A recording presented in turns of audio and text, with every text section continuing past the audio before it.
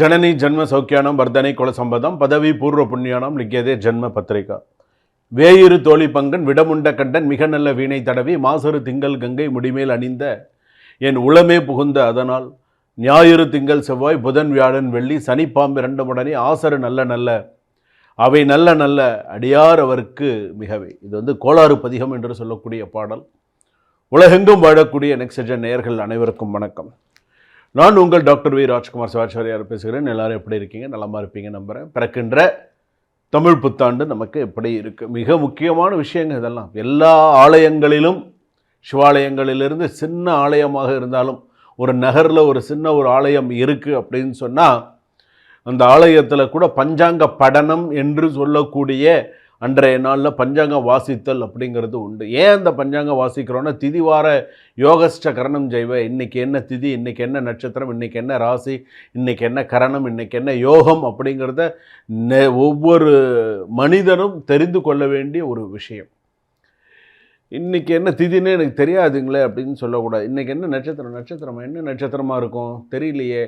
காலையில் தூங்கி, அதாவது தினசரி கேலண்டரை வீட்டில் பார்க்குறீங்களா? எல்லார் வீட்டில் தேதி கிழிக்கிறத மட்டும் பார்க்கக்கூடாது. அன்றைக்கி என்ன நட்சத்திரம், அன்றைக்கி உங்களுடைய நட்சத்திரம் எதுவும் இருக்கா, அன்றைக்கி என்ன திதி, மேல் நோக்கு நாளா, சம நோக்கு நாளா, கீழ் நோக்கு நாளா, எப்படி இருக்குது, நம்ம இன்றைக்கி நீங்கள் என்ன செய்ய போகிறீங்க, அதுக்காக தான் இந்த கேலண்டர்லாம் கொடுக்கறது. சில பேர் வீட்டில் கேலண்டர்லாம் மாட்டிருப்பீங்களே, அந்த கேலண்டர்லேயே நிறைய இப்போ நல்ல விஷயங்கள்லாம் கேலண்டர்லேயே வந்துடுது. நல்ல நேரம், ராகுகால யமகண்டம்லாம்.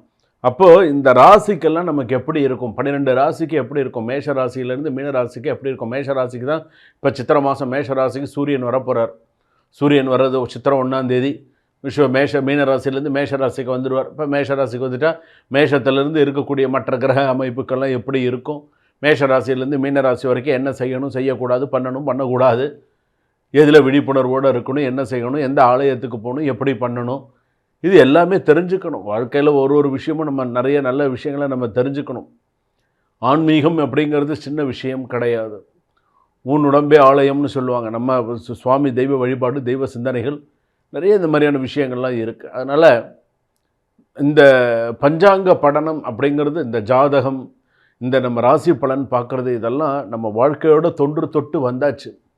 இன்றைக்கும் பாரம்பரியமாக பார்க்குறவங்கெல்லாம் இன்றைக்கும் நிறைய பேர் இருக்காங்க. இன்றைக்கும் வெத்தலை, பாக்கு, பழம், பூ தட்டில் எல்லாத்தையும் வச்சு எடுத்துகிட்டு போய் ஜாதகத்தோட இன்றைக்கும் குருக்கள்கிட்ட அதை ஒரு பூவோட ஒரு இதோடு கொடுப்பாங்க. சாமி பொண்ணுக்கு கல்யாணம் வரன்னு பார்க்குறேன், வெத்தலை, பாக்கு, பழம், பூ, மஞ்சள், பூ எல்லாமே வச்சு ஜாதகத்தை வச்சு தட்சிணை வச்சு கொடுத்து இன்றைக்கும் பார்க்கக்கூடியவர்கள் நிறைய பேர் இருக்காங்க.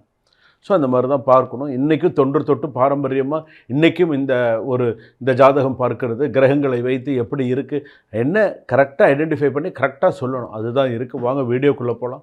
கடைசி வரைக்கும் வீடியோ ஸ்கிப் பண்ணாமல் பாருங்கள். அப்போ தான் இந்த வீடியோவில் சொல்லக்கூடிய எல்லா விஷயங்களும் தெரியும். சிம்மராசி நேயர்களை, சிம்மராசிக்கு எப்படி இருக்குது? சிம்மராசி அப்படின்னு நம்ம பொதுவாக சொல்லும்பொழுது, சிம்மராசிக்கு பார்த்திங்கன்னா மக நட்சத்திரம் சிம்மராசி, பூரம் சிம்மராசி, உத்திரம் 1 பாதம் வரையில் சிம்மராசி. சிம்மராசி அப்படின்னு சொல்லும்போது அதிக அகங்காரம் பெரிய வாழ்ப்பை இழக்க வைக்கும்.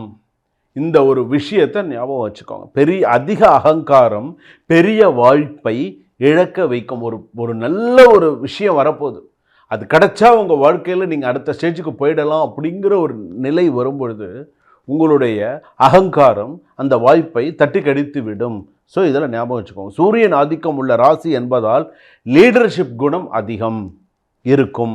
ஆனால் இந்த காலத்தில் ஈகோ, ஓவர் கான்ஃபிடன்ஸ் குறைந்தால் வெற்றி.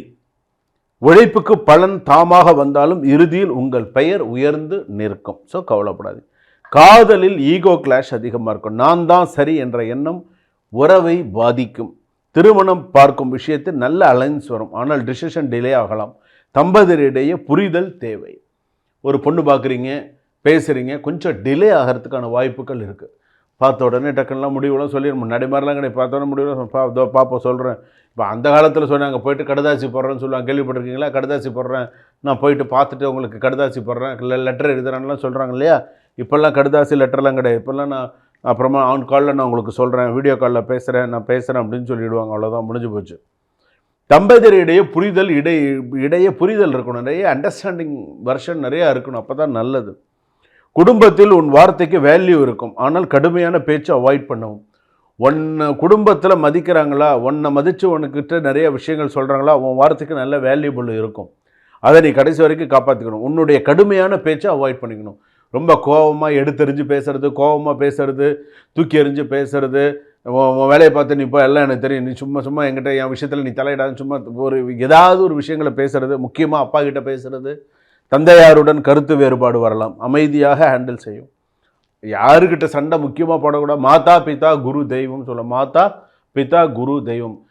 அகர முதல எழுத்தெல்லாம் ஆதி பகவன் முதற்றே உலகு. ஆதி அம்மா, பகவன் அப்பா, ஆதி பகவன் முதற்றே உலகு.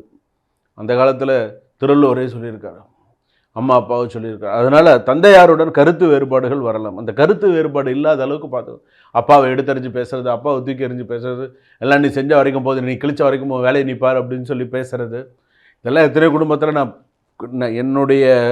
நிறைய இடத்துல என் அனுபவபூர்வமாக நான் நிறைய விஷயத்தில் பார்த்துருக்கேன். நானே நேரில் கண்ணால் பார்த்துருக்கேன்.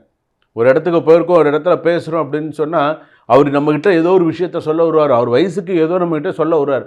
யோ வேலையை பாரு, சும்மா தேவையில்லாமல் அவர்கிட்ட பேசிகிட்டு இருக்கேன், எல்லாம் தெரியும், நீ போய் வேலையை பாரு, நான் பார்த்து நான் பேசிக்கிறேன் அப்படின்னு.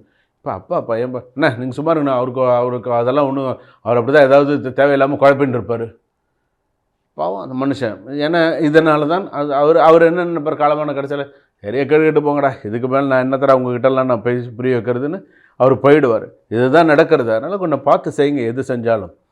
அடுத்ததாக பார்த்தீங்க அப்படின்னு சொன்னால் சில விஷயங்கள் எப்படி இருக்குன்றதெல்லாம் சொல்லியிருக்கோம். குடும்பத்தில் இருக்கக்கூடியதெல்லாம் விஷயங்கள்லாம் சொல்லியிருக்கேன். வேலையில் ரெகக்னைசேஷன் கிடைக்கும். வேலையிலலாம் ஒரு நல்ல ரெகக்னைசேஷன் இருக்கும். ப்ரொமோஷன் சான்ஸ் எல்லாம் ஸ்ட்ராங்காக இருக்குது. பிஸ்னஸ்லாம் புதிய டீல் வரதுக்கான வாய்ப்புகள் இருக்குது. டாக்குமெண்ட்ஸ் எல்லாம் பார்த்து சைன் பண்ணுங்கள். கவர்மெண்ட் தொடர்பான விஷயங்களில் கவனம் தேவை. ஆரோக்கியம் அப்படின்னு எடுத்துக்கிட்டிங்கன்னா இதயம், பிபி, கண் சம்பந்தமான பிரச்சனைகளில் கவனம் தேவை. ஸ்ட்ரெஸ் குறைக்க ரெகுலர் எக்ஸசைஸ்லாம் அவசியம் பண்ணணும். இதயத்தை, ஹார்ட் சம்மந்தப்பட்டது கொஞ்சம் நல்லா கவனிச்சுக்கோங்க.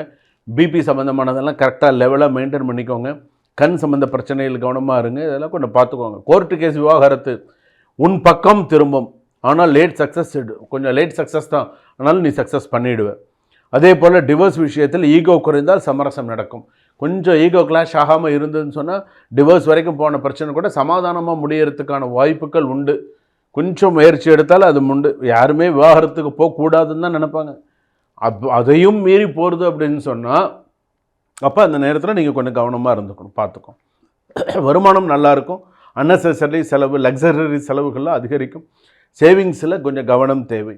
ஞாயிற்றுக்கிழமை அன்று சிவன் கோவிலுக்கு போய் சிவன் ஆலயத்தில் நெய் தீபம் ஏற்றி வழிபாடு செய்யவும். ஞாயிற்றுக்கிழமையில் சிவாலயம் போங்க. சிவாலயத்தில் விநாயகருக்கு ஒரு விளக்கு, முருகனுக்கு ஒரு விளக்கு, அம்பாளுக்கு ஒரு விளக்கு, சிவபெருமானுக்கு ஒரு விளக்கு, 4 விளக்காச்சா, நந்திக்கு ஒரு விளக்கு, 5 விளக்கு போட்டு சுவாமி வழிபாடு பண்ணிட்டு வாங்க. விநாயகர், முருகன், சுவாமி, அம்பாள், நந்தி 5 விளக்கு போட்டு இந்த சித்திரை மாதத்தில் வழிபாடு செய்தால் உங்கள் ராசிக்கு நீங்கள் சிறப்பாக இருப்பீங்க. ஏன்னா சில விஷயங்கள் நம்ம இப்படி தான் இருக்கணும், இப்படி தான் செய்யணுன்றதை செஞ்சால் உங்களுக்கு சிறப்பு. சரிங்களா? சுபம். வாழ்க வளமுடன்.